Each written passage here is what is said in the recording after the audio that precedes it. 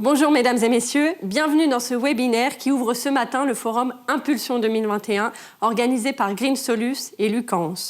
Au cours de ces 3 prochains jours, vous pourrez suivre une série d'événements en ligne pour décrypter et mieux comprendre les enjeux de la transition énergétique des bâtiments tertiaires du secteur public. Tout au long de cette matinée, vous pourrez poser des questions sur Twitter avec le hashtag Forum Impulsion 2021 ou sur le site du forum. J'ai le plaisir de vous accompagner ce matin autour de 2 tables rondes pour décrypter comment et sous quelles conditions on peut espérer accélérer la transition énergétique du secteur public, essentielle pour réduire nos émissions et atteindre la neutralité carbone en 2050.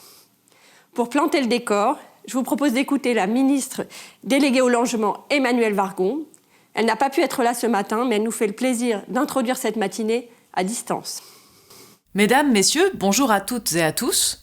Nous sommes réunis aujourd'hui dans le cadre du Forum Impulsion 2021 parce que nous avons en commun le même objectif, agir pour la transition énergétique des bâtiments du secteur public, pour que le secteur public prenne sa part dans les engagements nationaux de réduction de consommation énergétique et d'émissions de gaz à effet de serre.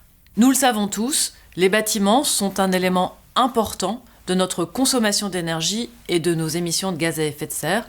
Le secteur du bâtiment représente en gros 25% de nos émissions de gaz à effet de serre.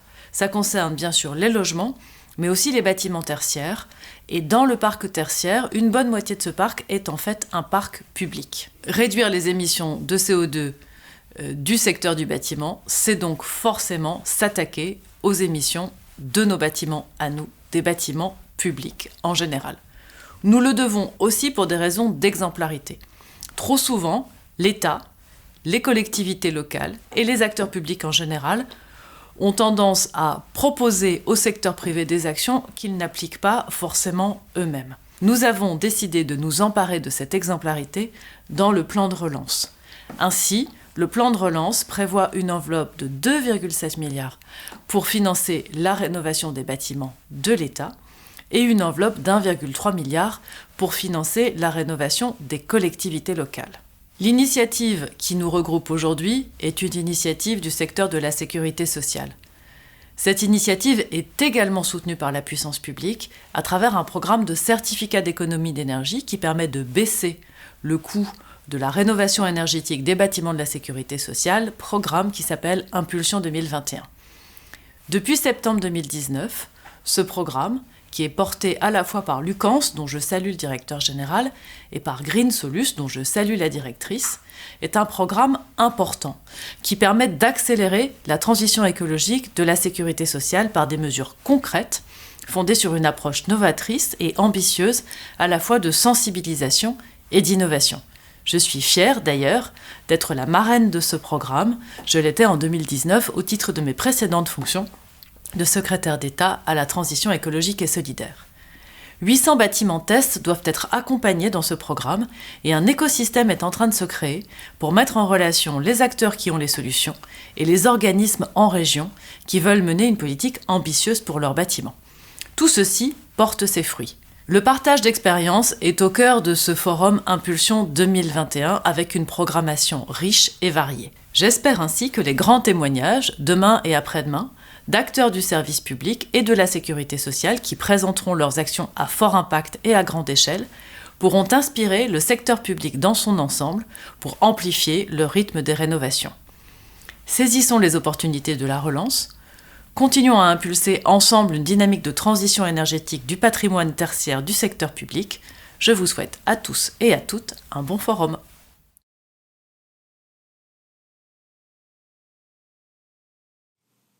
Merci Madame Wargon, merci pour cette introduction et cette vision très optimiste.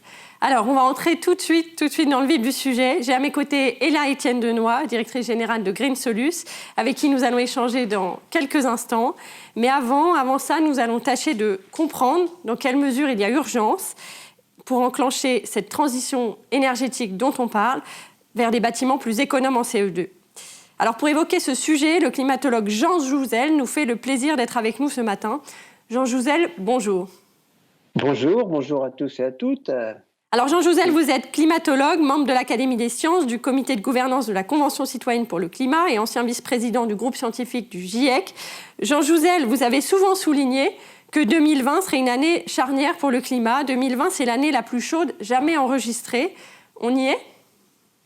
Oui, on y est alors doublement, puisqu'on y est du point de vue du climat lui-même. 2020 a été en France l'année la plus chaude que nous ayons jamais connue. Elle a été au niveau planétaire une des années les plus chaudes avec 2016 et 2019. Et j'ai cette caractéristique néanmoins que 2020 est une année sans phénomène El Niño, comme l'était 2016. Et donc c'est une année qui est vraiment charnière en termes de réchauffement climatique. Les 6 dernières années ont été les plus chaudes que nous ayons connues. Alors pourquoi c'est une année charnière, 2020 aussi? Puisque depuis le troisième rapport du GIEC, depuis le début des années 2000, eh bien, nous disons que 2020 sera une année charnière en termes de lutte contre le réchauffement climatique. Si nous voulons maintenir le réchauffement climatique en deçà de 2 degrés, c'était ce que nous disions il y a 15 ans, il faut absolument que nos émissions à l'échelle planétaire commencent à diminuer à partir de 2020. Depuis, nous avons des chiffres très clairs en termes de diminution souhaitée, puisqu'à l'échelle planétaire, eh bien, il faudrait que nous sommes globalement à 55 milliards de tonnes d'émissions d'équivalent CO2 en 2019. Alors en 2020, c'était un peu différent, mais il faudrait qu'en 2030, eh bien, pour avoir des chances de rester autour de 2 degrés, nous soyons vers 40 milliards de tonnes. Et en fait, pour 1,5 degré, ce qui serait beaucoup mieux, qui est aussi inscrit dans l'accord de Paris, c'est une division par 2 d'ici 2030. Et comme cela vient d'être évoqué, évidemment, c'est important pour le bâtiment, eh bien, neutralité carbone en 2050. Quand on regarde la stratégie nationale bas carbone, on parle bien d'une division par 2 dans le bâtiment à horizon 2030 par rapport à 2015. Et cette neutralité carbone, elle vaut évidemment au premier chef peut-être pour tout ce qui concerne le bâtiment et l'urbanisme en général. Mais comment on peut envisager de réduire les émissions de CO2 du bâtiment? On attend encore une croissance de l'urbanisation. Dans ces conditions, c'est légitime de penser qu'on peut vraiment inverser la vapeur? Alors, je crois qu'il faut se placer à différentes échelles. Alors, à l'échelle planétaire, on a une vraie difficulté. Actuellement, si on regarde les villes, les métropoles, ce sont 3 milliards d'habitants sur notre planète. En termes d'utilisation d'énergie, c'est pratiquement 70%. Pratiquement les 3/4 des émissions de gaz carbonique, la principale contribution aux émissions de gaz à effet de serre. Donc ces métropoles tiennent déjà une grande place, disons ces zones urbanisées tiennent déjà une grande place dans notre, vraiment dans ce problème d'émissions des gaz à effet de serre, mais quasi mécaniquement elles devraient devenir encore plus importante, puisqu'à horizon 2050, les démographes nous disent qu'on va avoir 3 milliards de plus de personnes vivant dans les villes. Et la seule construction de ces métropoles, de ces villes, si nous ne changions pas de mode de construction, eh bien, nous emmènerait vers 1,5 degré supplémentaire. C'est ça qui est important. Donc, je parle bien de la seule construction des villes, pas leur fonctionnement par la suite, mais avoir 6 milliards d'habitants dans des villes. Rien qu'avec la croissance de la population, on arrive à ces chiffres-là. Oui, à ces chiffres-là. C'est différent en France, évidemment. En France, nous avons peut-être plus la maîtrise de notre avenir en termes de bâtiments d'urbanisme. Il y a quand même toujours des efforts à faire en termes de matériaux. Il ne faut pas oublier que chaque construction contribue aux émissions de gaz à effet de serre, pas simplement dans le fonctionnement, c'est important. C'est pour ça qu'il faut aussi s'orienter, par exemple, la construction en bois, les nouveaux matériaux, des ciments qui émettent moins de gaz carbonique, tout ça c'est très important. Et puis aussi reprendre vraiment l'ensemble. Ne rien perdre vraiment. Donc il faut vraiment faire feu de tout bois si on veut en France respecter les objectifs, et ça va être l'objectif aussi de ces 3 journées, respecter les objectifs très ambitieux que nous nous sommes fixés en termes justement de bâtiments. C'est en tout cas ce que l'on voit à travers la stratégie nationale bas carbone. Donc il faut y aller tout de suite. Je dirais que chaque construction, chaque nouvelle construction doit participer à cet effort. Et puis, il y a toute la rénovation de l'ancien qui est très difficile. On voit bien, moi-même, disons, dans un appartement parisien, ce n'est pas si facile d'atteindre cette neutralité carbone à l'horizon 2050. Donc, c'est vraiment un effort collectif et de tous les instants dans ce domaine très important sur lequel nous passons beaucoup d'espoir, du bâtiment et en général de l'urbanisme. Alors, Jean Jouzel, souvent, et c'était le cas aussi dans la Convention citoyenne pour le climat, l'écologie est pointée du doigt comme trop punitive. Est-ce que ça va être le cas aussi dans le bâtiment? Est-ce qu'il faudra vivre dans moins de mètres carrés avec moins de chauffage en hiver, moins de clim en été? Donc, d'abord, oui, alors punitif, mais c'est vraiment la proposition des citoyens que de s'engager, et c'était leur souhait, de s'engager vers une obligation de rénovation. C'est bien ce qu'ont proposé les citoyens, ce n'est probablement pas ce qui sera dans la loi, on le voit bien, mais moi je pense que la proposition d'obligation de rénovation à chaque transfert, disons, de biens est quelque chose qu'il faudra mettre en œuvre, évidemment en l'aidant. C'était déjà le cas, j'étais dans le cadre du Grenelle de l'environnement il y a maintenant 15 ans, pas là en 2007 ou 13 ou 14 ans. Oui, on en parlait déjà. On parlait déjà de cette obligation. C'était déjà une des propositions du Grenelle de l'environnement qui n'a pas été acceptée. Mais on voit bien qu'on risque de ne pas aller assez vite s'il n'y a pas ce caractère quasi obligatoire. Alors évidemment, il faut beaucoup d'aide, il faut beaucoup de dynamisme de la profession aussi. Ce n'est pas facile pour la profession. Mais ce sont vraiment, je crois, disons, je suis dans cette proposition tout à fait du côté des citoyens. Alors ça peut paraître punitif, mais alors ça dépend quel objectif on se fixe. Si on se fixe cet objectif ambitieux, je crois qu'il faut s'en prendre les moyens en termes effectivement de programmation, donc elle-même, et puis en termes de soutien également, parce que c'est aussi beaucoup de soutien à l'économie, beaucoup de création d'emplois, donc c'est aussi source de dynamisme économique, et donc il faut voir cela comme ça, et non pas de façon toujours négative. Cette obligation, ce serait une nouvelle dynamique aussi au niveau de la construction, de la rénovation, et qui serait génératrice d'emplois, à mon avis. Oui, vous voyez l'effet sur la croissance et le bon côté des choses, et vous avez raison de le souligner. Jean Jouzel, une dernière question pour vous. On va parler aujourd'hui de la nécessité d'accélérer la transition énergétique des bâtiments du secteur public. Est-ce que les acteurs publics ont un rôle singulier à jouer dans cette transition? Et est-ce qu'on peut légitimement penser que, comme c'est les États qui fixent le cap, c'est eux qui doivent montrer l'exemple? En tout cas, oui, je pense que l'exemplarité fait partie justement de cette dynamique qu'on essaye d'insuffler au niveau français, au niveau européen, au niveau mondial. Il faut effectivement être à la hauteur de ce que l'on demande aux autres en termes d'urbanisme. Et c'est vrai que dans certains cas, l'État part de loin quand même. Donc, c'est aussi un effort. Vraiment, il y a cette nécessité aussi au niveau de l'État, à la fois d'être exemplaire, mais c'est quand même aussi dans son intérêt. Je crois que dans le moyen et long terme, c'est bien dans l'intérêt de l'État que d'avoir des bâtiments publics qui soient à la hauteur en termes, bien justement, si possible, disons, de ne pas avoir besoin de climatisation. Un des problèmes du futur, ce sont bien ces vagues de chaleur, en particulier dans les métropoles, et comment on fait pour que ces bâtiments publics soient quand même, en tout cas, pas trop désagréables l'été. Il y a bien sûr l'hiver, il faut les isoler et tout cela. Donc on y gagne beaucoup sur tous les tableaux, avoir des bâtiments publics de bonne qualité par rapport à la fois l'isolation l'hiver, mais aussi le confort d'été qui est loin d'être négligeable et qui va devenir dans les métropoles assez rapidement un problème, disons, auquel on va faire face pendant quelques semaines l'été, quelques mois ensuite. Et donc c'est un regard sur ces bâtiments publics, mais aussi le confort d'été est aussi très important. Très bien. Écoutez, merci infiniment, Monsieur Jean Jouzel, d'avoir été avec nous ce matin. Et merci pour ces propos très clairs et éclairants. On a compris qu'il y a urgence, en tout cas, sur le plan climatique. Merci à vous. Merci beaucoup. Je me tourne désormais vers vous, Ella Etienne Denoy. Vous êtes directrice générale de Green Solus, un cabinet de conseil en stratégie et en innovation spécialisé dans les domaines de l'immobilier et de la ville durable.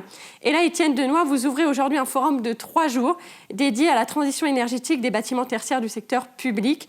Qu'est-ce que vous en attendez ? Bonjour Sharon, bonjour à toutes et à tous.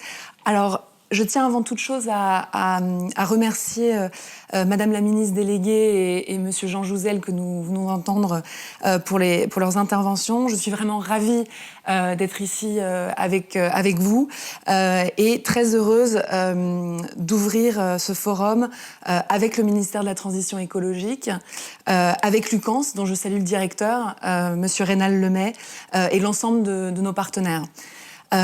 Cet événement unique est pour nous le point d'orgue d'une démarche qui a démarré il y a 1 an et demi maintenant, à l'été 2019, le programme Impulsion 2021, qui est dédié à l'accélération de la transition énergétique de la sécurité sociale.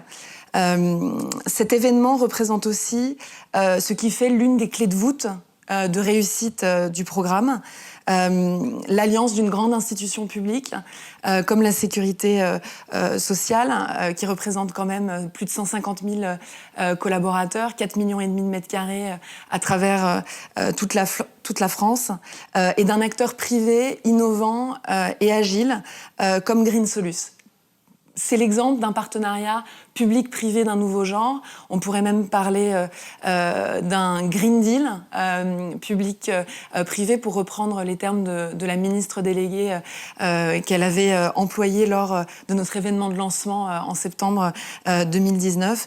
Un partenariat d'un nouveau genre qui marche et qui apporte un maximum de valeur ajoutée et d'impact et qu'on espère voir se répliquer au service de la transition énergétique de l'ensemble des acteurs publics. Alors, comme Madame la ministre déléguée l'a souligné en ouverture, nous sommes liés par un objectif commun et Jean Jouzel vient de le rappeler, la réduction de nos consommations énergétiques et plus largement de notre impact carbone. Et cette dimension énergie-carbone, ce couple-là, il est fondamental à garder en tête et il se situe au cœur de la dynamique des 3 jours du Forum d'Impulsion 2021. La transition énergétique de l'immobilier tertiaire du secteur public est un vrai défi que nous devons de traiter et de traiter collectivement et pour lequel il est nécessaire de mettre en place des actions concrètes. Le Forum Impulsion 2021 qui nous rassemble aujourd'hui est l'expression de cette volonté mobilisatrice. C'est en ce sens que nous avons conçu la programmation du Forum, que vous découvrirez lors de ces 3 jours, avec la possibilité de nourrir sa réflexion avec de nombreuses tables rondes, des grands témoignages, des ateliers, mais surtout de rencontrer un vaste écosystème d'acteurs porteurs de solutions.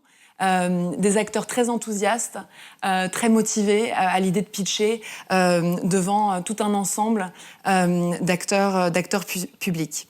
Nous sommes ainsi très heureux d'accueillir pendant ces 3 jours de très nombreux participants, à la fois acteurs du service public, services de l'État, collectivités territoriales, entreprises et institutions publiques, mais également de très nombreuses entreprises privées qui ont largement répondu présentes. D'accord, ok. Donc un vaste programme pour ces 3 jours, si je comprends bien. Alors, Elaïtane Denoy, vous m'expliquiez en préambule, quand on a préparé cette conférence, que vous aviez des recettes un petit peu particulières pour aborder cette question de la rénovation énergétique, la sensibilisation des utilisateurs des immeubles, par exemple, et bien d'autres, une démarche assez innovante.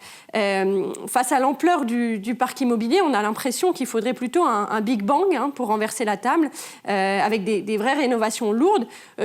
Pourquoi vous avez une approche qu'est-ce qui motive cette approche un petit peu cet œil nouveau, disons? Alors, je ne sais pas si je parlerai de recettes, mais en tout cas de conviction par rapport à un certain nombre d'actions. J'aime bien votre terme de Big Bang, parce qu'on est en 2021 et que la première échéance clé opérationnelle, et ça c'est important de le souligner, c'est 2030, oui. C'est pas 2050.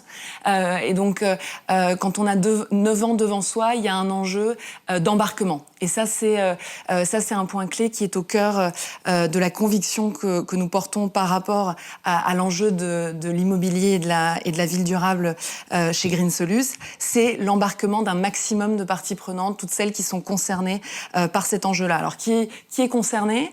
Les collaborateurs, bien entendu en interne, de la sécurité sociale, mais aussi de l'ensemble des acteurs publics, les partenaires publics et privés qui imaginent de nouvelles solutions, qui comprennent, embrassent, intègrent ces idées et co-construisent le changement ensemble. C'est une dynamique collective.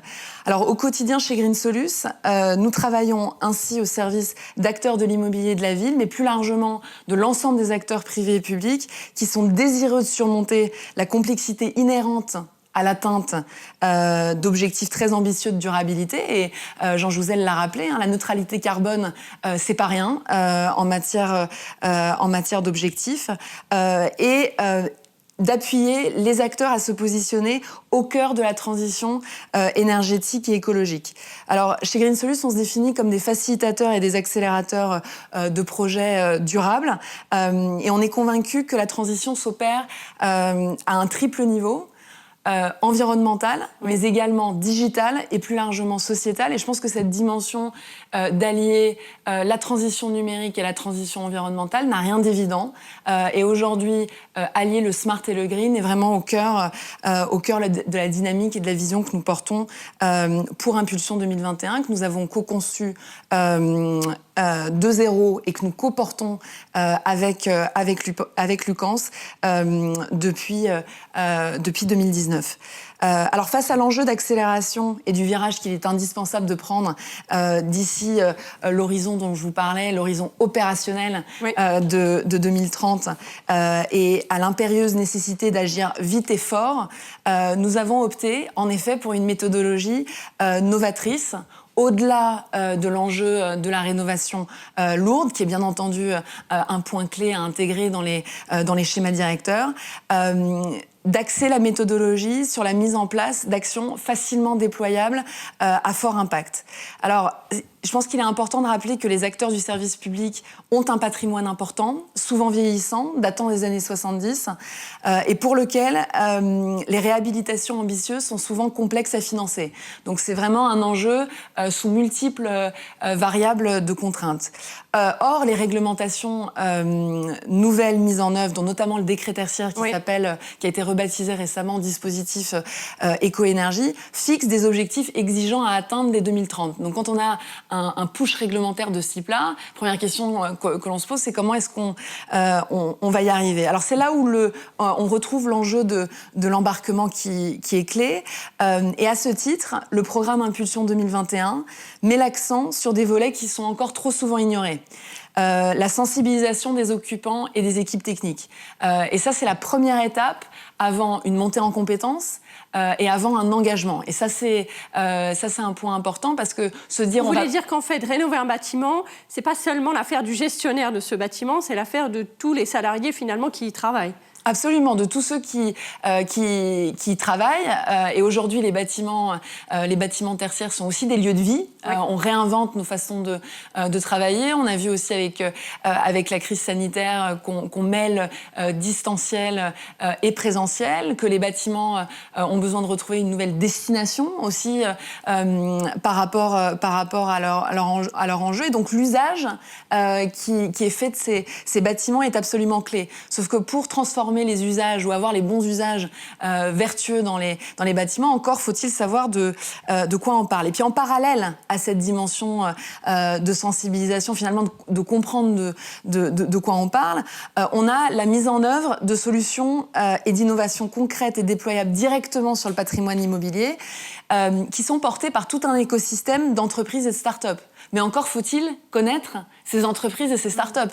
On parle il faut passer à l'action très rapidement, mais dans tout plan d'action, il y a besoin quand même d'avoir ces éléments de défrichage et d'identification. On fait le lien, on crée des ponts et on met en réseau.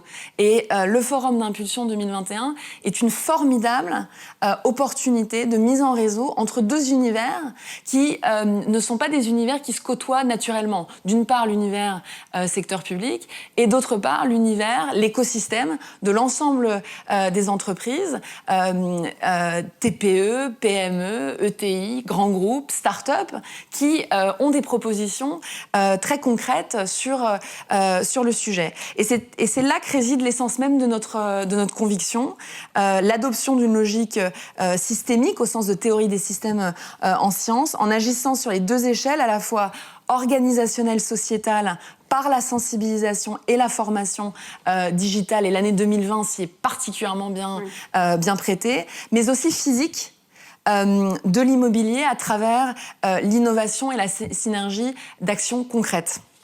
D'accord, ok. Alors, c'est très clair. Alors, on a compris que Lucans est sur le chemin, et là, Étienne Denoy. Et ailleurs, est-ce que la dynamique, elle est là, déjà ? Alors Lucans est sur la bonne trajectoire, et plus largement toute la sécurité sociale, parce que Lucans est l'union des caisses nationales de sécurité sociale et porte cette démarche pionnière de la sécurité sociale. Et je pense que ce qui est important de retenir, notamment en écoutant Jean Jouzel, c'est cette dimension d'exemplarité. Comme je vous le disais, l'enjeu il est complexe. On a besoin d'exemples, d'institutions qui tracent la route. Et le programme Impulsion 2021, sa grande force, c'est aussi son potentiel de réplicabilité. Il peut être répliqué à tout un ensemble d'administrations, de collectivités territoriales, pour que l'impact soit encore plus fort à l'échelle du territoire national. L'idée avec ce programme n'était pas de faire un one-shot, mais de donner envie d'embarquer d'autres acteurs et de répliquer au sein d'autres organisations la même démarche. Et je peux peut-être vous donner quelques chiffres sur Impulsion 2021. Alors sur le volet sensibilisation, grâce à la mise en place d'un univers digital de sensibilisation, mais aussi d'animation dédié qui est à disposition des collaborateurs de l'institution, nous avons touché à ce jour plus de 2000 inscrits à travers 6 sessions d'envergure nationale qui ont été lancées et réalisées. D'ici la fin de l'année, nous aurons touché plus de 6000 collaborateurs de l'institution, qui est notre objectif, et nous comptons bien le dépasser. Et nous rencontrons aujourd'hui, avec l'ensemble du dispositif, sur les 2 axes du programme, à la fois sensibilisation et accélération de l'innovation, plus de 98% en termes de taux de satisfaction des participants. Donc ça, je pense que c'est un taux intéressant, et ce serait dommage de s'en priver chez d'autres acteurs publics. Et puis, je peux peut-être citer aussi également, en parallèle à ce dispositif 100% digital, un cycle de webinaires et d'ateliers où systématiquement nous avons plus d'une centaine de participants que nous avons co-construits avec les représentants de la branche immobilier des différentes caisses de l'institution, que je salue également. Je peux peut-être vous dire, pour finir, un mot sur le second axe du programme, dont fait partie le point d'orgue du Forum d'Impulsion 2021. Ce second axe, qui vient en parallèle du premier, et vous l'aurez compris, qui est dédié à la sensibilisation, a pour objectif de cibler les solutions techniques et méthodologiques les plus pertinentes pour accélérer concrètement la transition énergétique du patrimoine immobilier de l'institution. Et à ce jour, nous avons préidentifié une centaine de solutions qui sont d'ailleurs présentes au forum, et que les acteurs publics auront l'opportunité de rencontrer, puisque nous avons mis en place tout un dispositif de prise de rendez-vous et de pitch de ces acteurs, pour répondre au challenge du parc de l'institution, comme je vous le disais, qui est de quand même 4,5 millions de mètres carrés. Et pour vous donner une petite idée de ce qu'il fallait pour identifier les bonnes solutions, c'est de l'analyse énergétique détaillée de plus de 2000 bâtiments.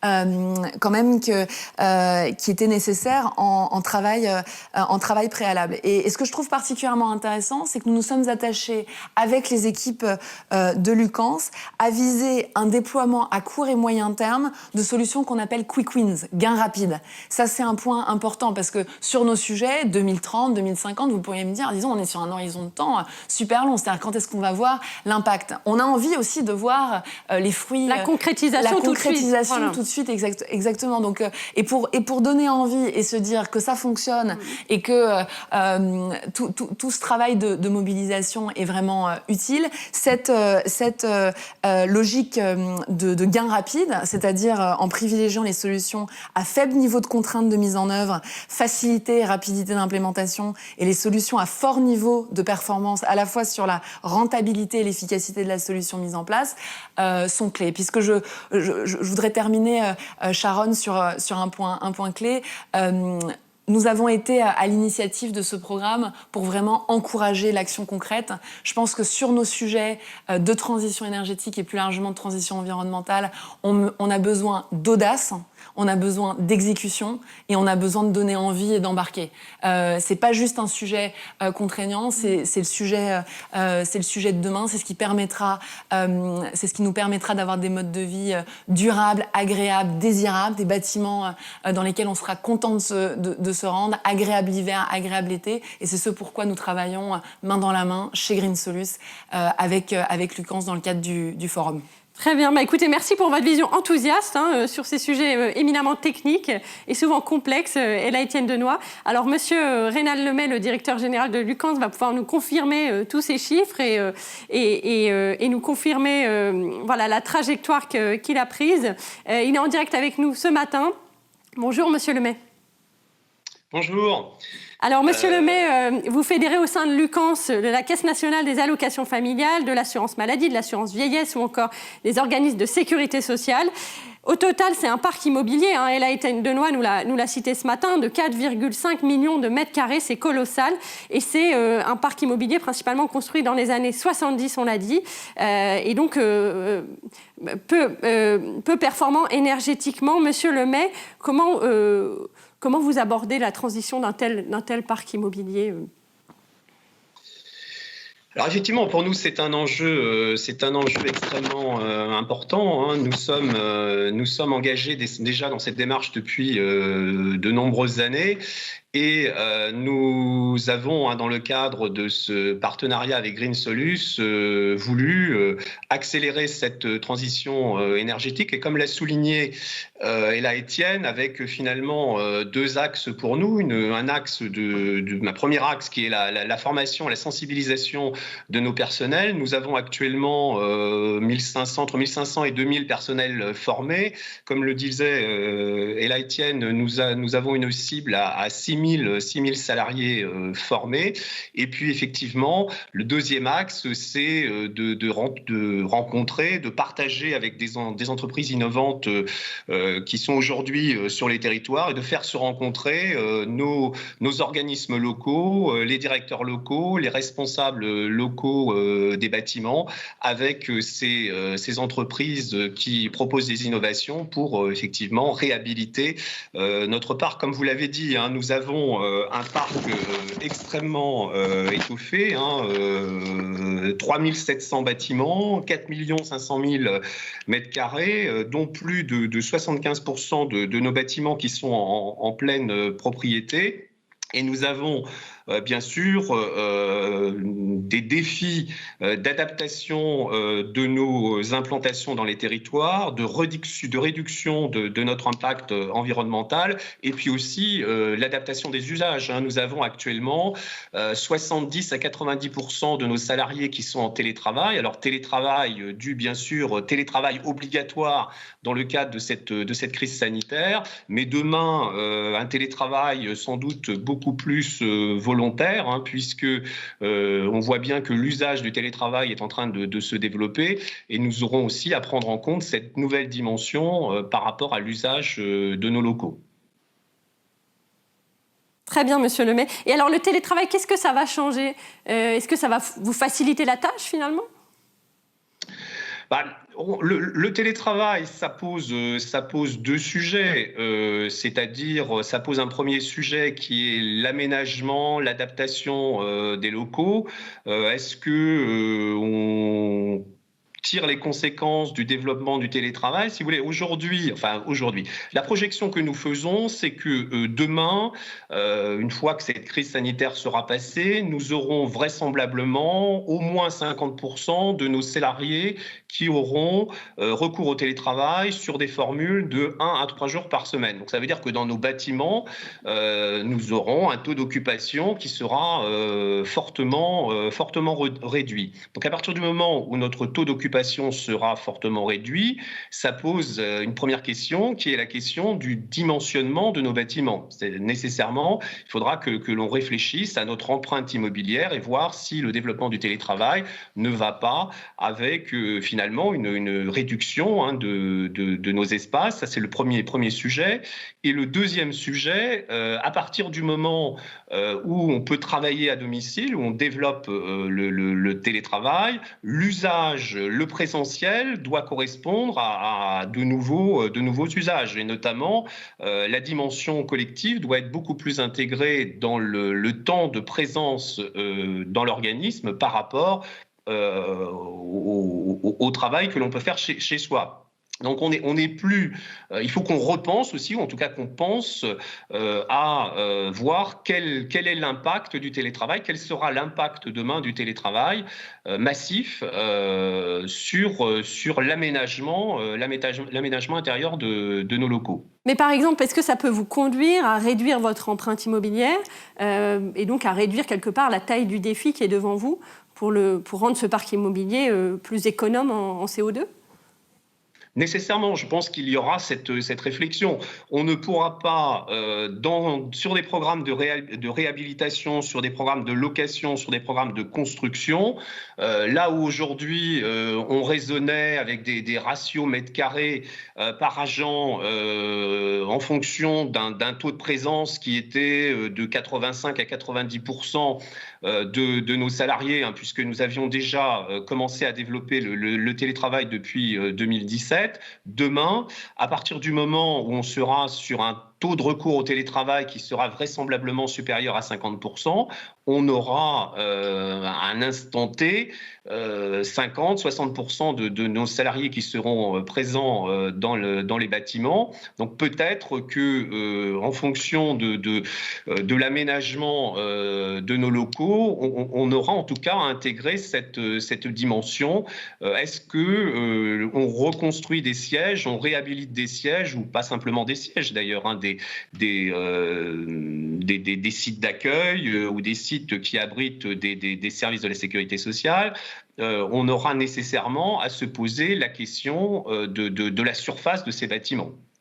C'est une question que vous avez devant vous ? Ça fait partie de vos priorités dans les années à venir. Est-ce que c'était déjà à l'agenda avant la crise sanitaire ou est-ce que ça a été mis à l'agenda par cette crise sanitaire ?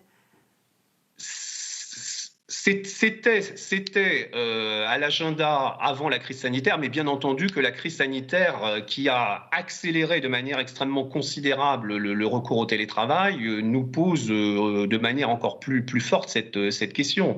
Personne ne pouvait imaginer il y a encore un an que les salariés de la sécurité sociale que nous aurions recours au télétravail sur des niveaux qui sont aujourd'hui, en fonction des réseaux, en fonction des organismes, de 60 à 90% de nos salariés en télétravail. Et on sait que dans les organismes locaux aujourd'hui, il y a un certain nombre de négociations qui sont en cours pour préparer l'après-crise. Et dans le cadre de ces négociations, on est sur, comme je vous disais, des taux de recours au télétravail ou des taux de demande de nos salariés qui sont à peu près 60 à 70% de nos salariés qui souhaitent télétravailler entre une journée et 3 jours par semaine. Donc nécessairement, ces nouvelles habitudes, ce recours au télétravail induira cette réflexion au niveau des caisses nationales et de l'UCANS. Très bien. Écoutez, Monsieur Lemay, merci infiniment d'avoir été avec nous ce matin et merci pour cette introduction. Alors peut-être, je voulais quand même dire 2 petits mots. Remercier bien sûr Madame la ministre qui a ouvert ce forum. Souhaiter à tous les participants effectivement un bon forum. Nous avons souhaité partager et échanger avec des environnements finalement qui sont proches des nôtres. Comme le disait Ella Etienne, ce que nous faisons aujourd'hui à la sécurité sociale présente, je pense, un gros potentiel de transférabilité. C'est aussi pour cela que nous avons souhaité partager le travail que nous faisons en ce moment avec Green Solus. Partager, mais aussi nous enrichir. Je crois qu'on est aussi dans le cadre de cet échange preneur d'expériences d'autres environnements que le nôtre. Je voudrais également remercier de manière particulière les directeurs des caisses nationales qui sont en fort soutien sur ce programme Impulsion 2021. Et aussi remercier les collaborateurs de Lucans. Je crois que nous travaillons déjà depuis plusieurs années à la réduction de notre consommation énergétique à la sécurité sociale. Donc on est déjà très impliqués sur ce sujet. Les remercier pour le travail qui a été fait jusqu'à présent et puis aussi les remercier de manière particulière pour l'organisation de ce forum qui, je l'espère, sera une belle réussite et je souhaite à chacun d'entre vous un très très bon forum. Merci à vous. Merci, Monsieur Lemay. On vous souhaite également un très très bon forum et merci d'avoir partagé l'exemple de Lucans et éventuellement pour lancer des projets et travailler sur cette réplicabilité dans d'autres entreprises du secteur public ou autres. Voilà. Alors, mesdames, messieurs, après cette introduction riche, je vous invite à rester avec nous. On va faire une courte pause et ensuite on va poursuivre les débats. Alors, je vous rappelle que vous pouvez participer tout au long de cet événement en posant des questions sur Twitter avec le hashtag Forum Impulsion 2021 ou sur le site du Forum Impulsion 2021. À tout de suite, je vous remercie.